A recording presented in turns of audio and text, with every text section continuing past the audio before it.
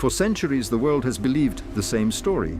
A prophet named Jonah was swallowed by a giant whale. It's one of the most famous stories ever told.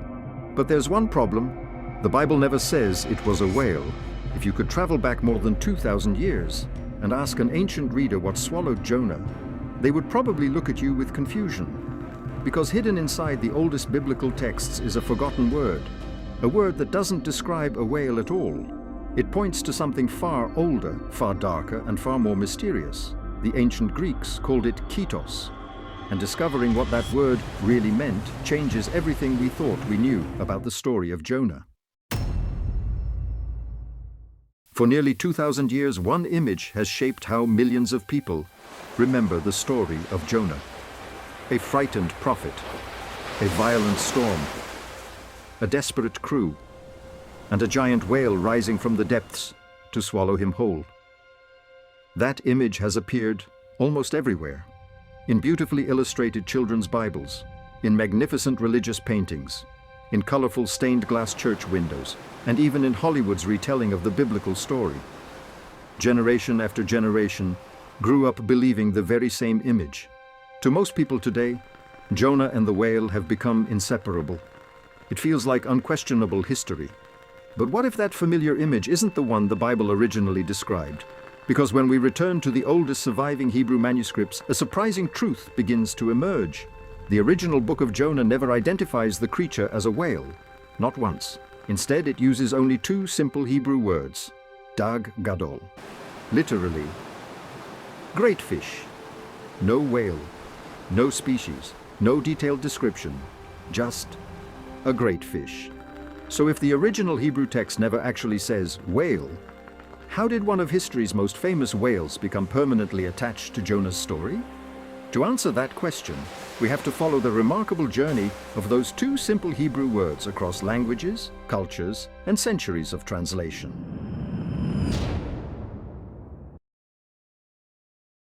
To understand why so many people picture Jonah inside a whale, we have to follow the journey of a single word through history. The book of Jonah was originally written in Hebrew.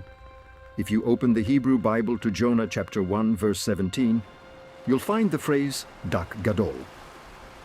Literally translated, it simply means great fish.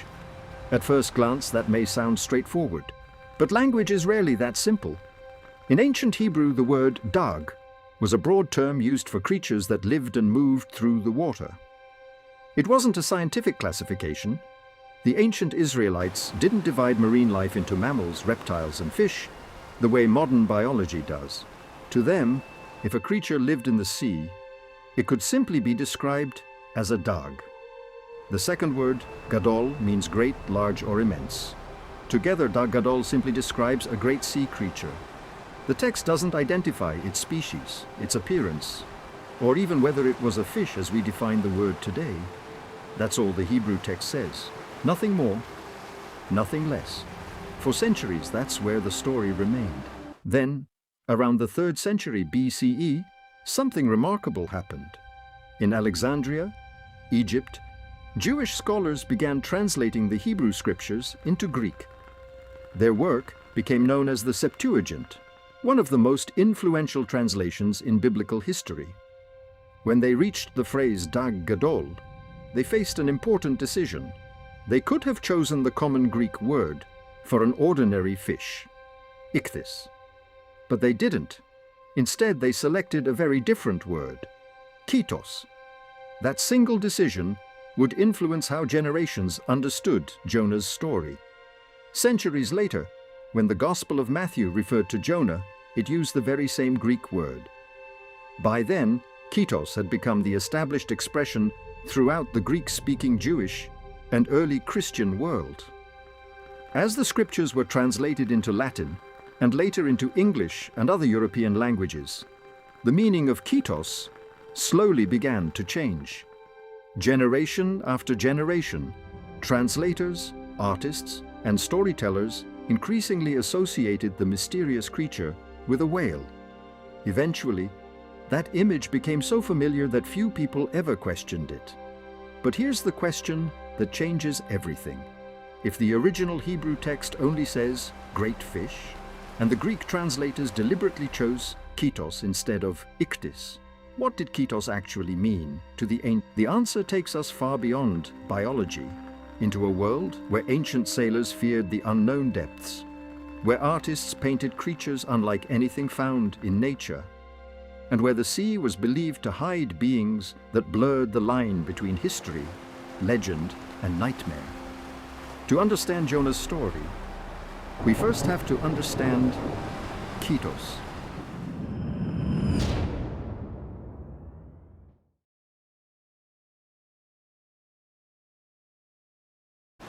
So, if the original story doesn't specifically describe a whale, what did the ancient world imagine when they heard the word Kētos?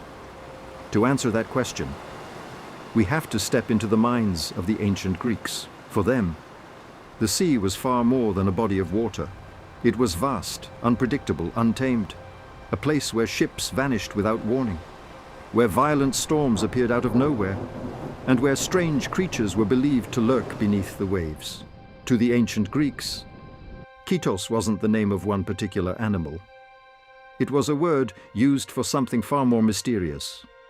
Fortunately, the ancient world left us clues, not only in written texts, but painted onto pottery, carved into stone, laid into magnificent mosaics, and preserved in remarkable works of art. Those surviving images reveal a remarkable surprise. The creature the ancient Greeks called Kētos looked nothing like the whale most people imagine today. Instead, it often appeared with a long coiling body, a powerful neck rising above the waves, a fearsome head lined with rows of sharp teeth, and an enormous tail disappearing into the sea. Some artists portrayed it with the body of a great serpent. Others combined the features of several different sea creatures into one terrifying beast. These images were never intended to be scientific illustrations. They reflected how ancient people imagined the mysteries hidden beneath the sea. To sailors crossing the Mediterranean thousands of years ago, the ocean wasn't simply water. It was a place where reality and legend seemed to exist side by side. And nowhere is that more clearly seen than in one of the most famous stories of Greek mythology, the legend of Perseus and Andromeda. According to the ancient myth, Queen Cassiopeia proudly declared that her daughter Andromeda was more beautiful than the sea nymphs. The boast angered Poseidon, the god of the sea. As punishment, he did not send an ordinary animal. He unleashed a terrifying Kētos, a monstrous sea creature sent to devastate the coastline, and claim Andromeda as its sacrifice. Only the arrival of the hero Perseus saved the kingdom from destruction, whether understood as mythology or as symbolism. The story reveals something important to the ancient Greeks. A Kētos was never just another creature swimming through the sea. It represented overwhelming danger, divine judgment, and the terrifying power of the unknown. But mythology wasn't the only place where people believed such creatures existed. Ancient historians would later record accounts of enormous sea monsters that they claimed had appeared in the real world. Whether those reports were based on misunderstood animals, exaggerated stories, or encounters that defied explanation, they reveal just how deeply the mystery of the sea shaped the ancient imagination. And those accounts would make the mystery of Kētos even more fascinating.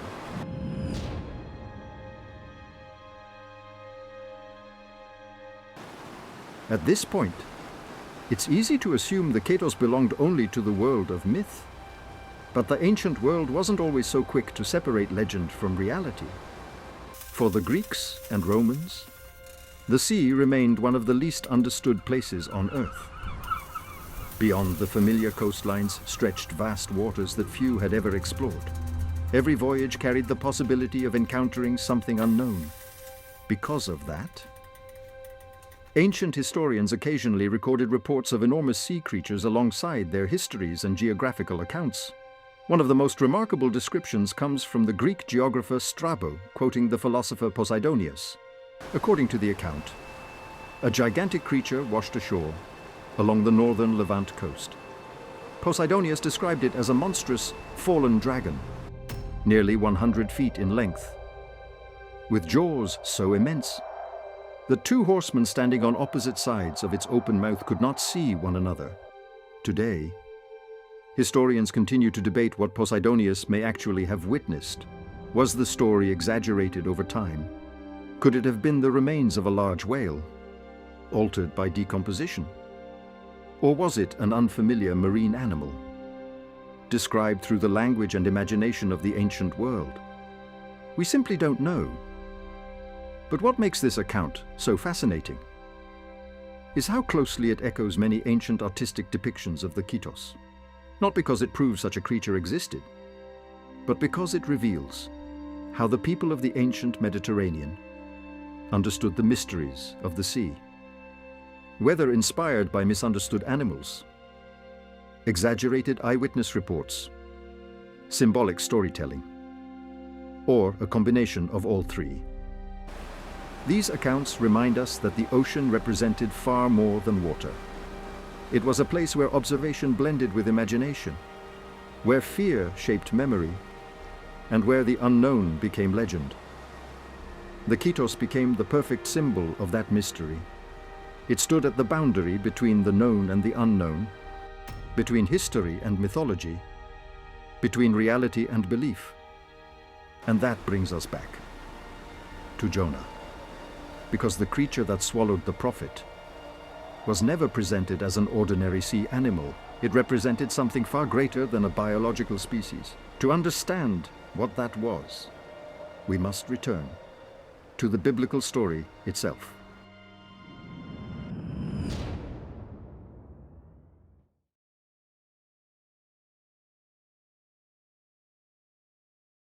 We've followed the words, we've traced their history, we've examined the ancient artwork, and yet, one question still remains.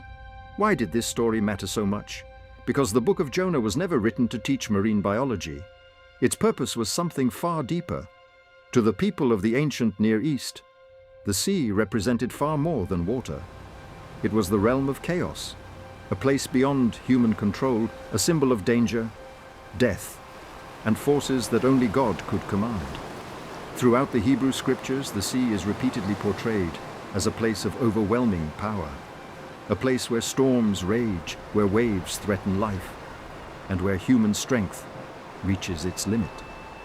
Against that backdrop, the creature that swallowed Jonah becomes far more than a large sea animal. It becomes part of the story's deeper symbolism. When Jonah fled from God's command, he wasn't simply running toward another destination. He was choosing his own path over God's, and that choice led him into the very heart of chaos. The great sea creature marks the point where human control ends and God's authority begins.